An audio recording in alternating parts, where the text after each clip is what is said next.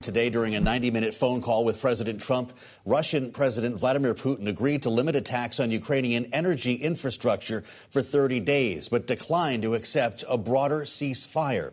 According to a statement from the White House, the readout you can see on your screen on Bloomberg TV or YouTube, quote, the leaders agreed that the movement to peace will begin with an energy and infrastructure ceasefire, as well as technical negotiations on implementation of a maritime ceasefire in the Black Sea, full ceasefire, and permanent peace, unquote. But Ukraine's President Vladimir Zelensky said the call shows Russia is not ready for a truce, adding, quote, it cannot be that Russia will hit our infrastructure and we will keep silence. We will respond. So joining us now with more here on Balance of Power is Chuck Hagel, former Secretary of Defense under the Obama administration. Mr. Secretary, thank you so much for your time. How easily can an energy and infrastructure ceasefire turn into a full truce? Well, I guess we'll see. But I think the bigger point here is we cannot allow the dictator who invaded another country, Ukraine, to determine the conditions of any kind of preliminary ceasefire. And I think we've got to be very careful with that. I mean, it's clearly in the interest of Russia, the terms that they discussed today and the conditions that Mr. Putin put on any further discussion about a ceasefire.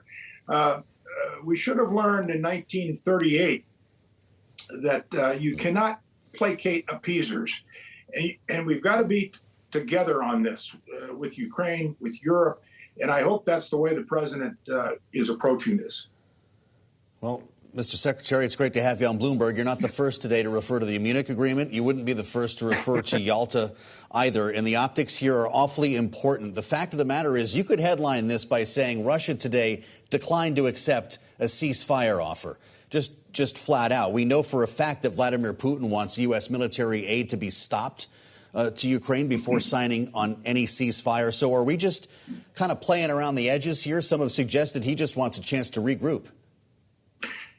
Well, I think that's right. Again, we can't allow Mr. Putin to determine the conditions. And I think it would be absolutely wrong, very dangerous, if we agreed to that condition that Mr. Putin has laid out to withhold our intelligence and our continued military assistance to Mr. Zelensky and Ukraine for obvious reasons. I mean, it's clearly in Russia's interest here. And this is not the way you approach a negotiation or the beginning of a negotiation for peace. And again, let's remember who invaded whom here. It was Russia, unprovoked, and what they have done to Ukraine and the people is unbelievable. And we've obviously not seen anything like this since World War II. So we've got to be very mindful of this and very disciplined, very smart, and work with our allies, with our friends, because this has ramifications. How this comes out has major consequences for the world in the future. China's watching it. Others are watching it. So let's be very smart in how we handle this and very disciplined. Well, it strikes us, Mr. Secretary, that this conversation between Trump and Putin today happened 11 years to the day of the legal annexation of Crimea. If Russia is allowed to keep any part of Crimea or the other Ukrainian territory, roughly 20% of the country that it currently occupies, and that is what becomes the status quo, what does that actually do to the question of the sovereign territorial integrity of Ukraine and the incentive perhaps Russia may have to further pursue a changing of those borders? Well, you've just defined consequences. You've just defined what could happen. And something is going to happen, not just the end of this war, but how it ends. And again, just a cursory reading of history over the last 100 years should inform us. I mean, we are the greatest, most powerful nation on earth. And Russia is not. Russia is not even close. And we've got friends, we've got allies, we've got NATO, but we have the right on our side here. we've got morality in doing the right thing at the right time. So let's not forget all of that, who we are as a country, the kind of leader, global leader we are that people look to. People will follow us on this. And again, I say there are immense consequences that are going to come out of this in how it ends. Secretary, we spoke on the early edition of Balance of Power today with retired General Ben Hodges, who I think you know well, former commanding general, U.S. Army Europe. He had a cautionary note, struck a similar tone maybe that you are right now about negotiating with Vladimir Putin. Here's what he said. I think Vladimir Putin has actually zero interest in any true long-term settlement as long as he remains in power, and that his ultimate objective still remains the destruction of Ukraine. So I didn't hear or read anything about Russia backing away from their ultimate objectives.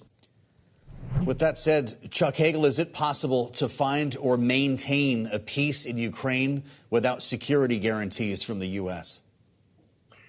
I don't think so.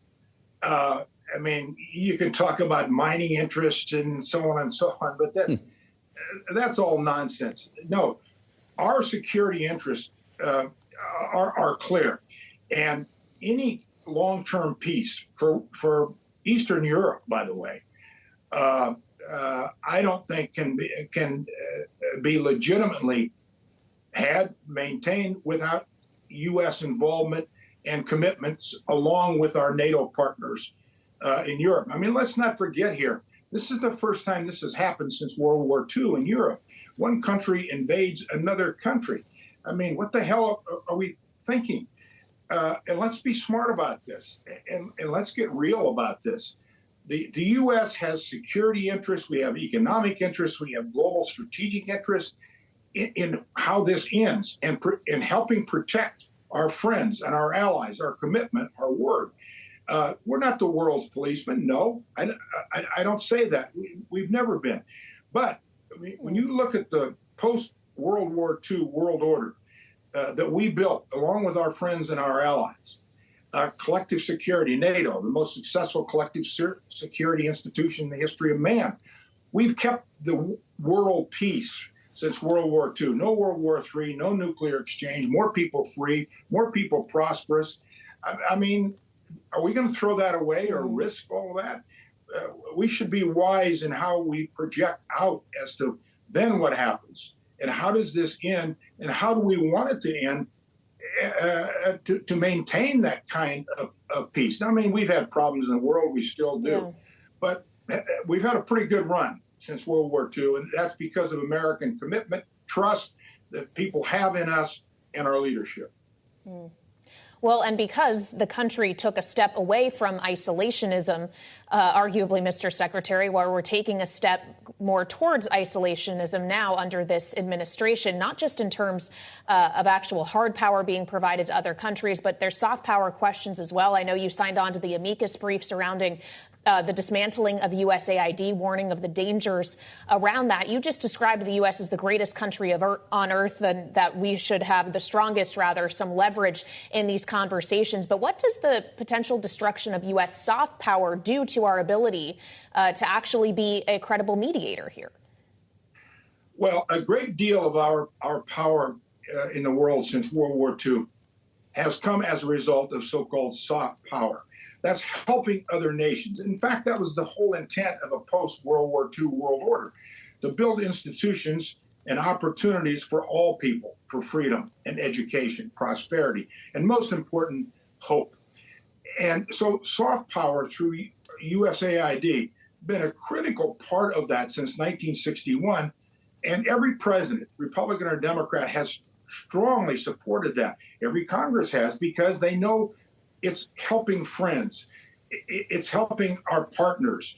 It's helping us. It's helping our strategic interests. For example, and I know Evelyn's going to be on after me, and Evelyn and I worked together at the Pentagon when I was secretary.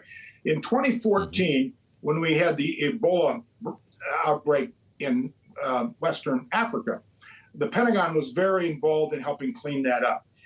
But that's a good example of pandemics, how USAID helps us stay ahead of pandemics that start somewhere else. But all the assistance that we give these countries in development and hope, that all plays to our benefit, our friends. We could not project power in the world today and be the powerful country that we are without friends, without allies, without alliances, without partnerships. That cuts directly to our economic interests as well. Appreciating the spirit of your answer when it comes to allies and partnerships, Secretary Hagel. Donald Trump likes to show up at the podium with a list of egregious spending that they have found, according to the Doge, putting on plays and printing comic books and so forth in other countries. With what you just said, I wonder if you also would support reform at USAID if it's needed. Oh, of course. I mean, any company, any big institution, any program in our government, we can go in and find things that we can do better. I'm sure there's some fraud. I'm sure there's some abuse. No question. But let's do it the smart way. Let's do it the right way. Let's do it the way Bill Clinton did when he came into office. He said the same things. He didn't say quite the way Mr. Trump has said them. But we need to clean up waste, fraud, and abuse in government. He worked with the Congress. That's the smart way. Mm-hmm. That's the right way. You put people in those positions to help you do that within your own administration who know, who understand, who are experienced. What does USAID really do? Work with the Congress, the oversight committees. Where can we get better? Where can we root out this fraud, abuse? Of course we can do that. Every department in our government. Listen, I'm all for that. When I was in the United States Senate, I championed some of that. But you don't do it the way President Trump is doing it. You just arbitrarily cut. Because what that does, for one thing, we lose the trust and confidence of longtime friends and allies. And when you lose trust, which is the coin of the realm in everything in life, it's hard to regain it. And so you start there. But yes, I'm all for cleaning up government, cleaning up anything, but do it the right way, do it the smart way. Yep. Spoken like a senator as well as a former Secretary of Defense. Chuck Hagel, it's great to have you back. I hope we'll see you again. Come see us again on Bloomberg TV and radio. Of course, he was Secretary in the Obama administration. We thank you, sir, for the insights.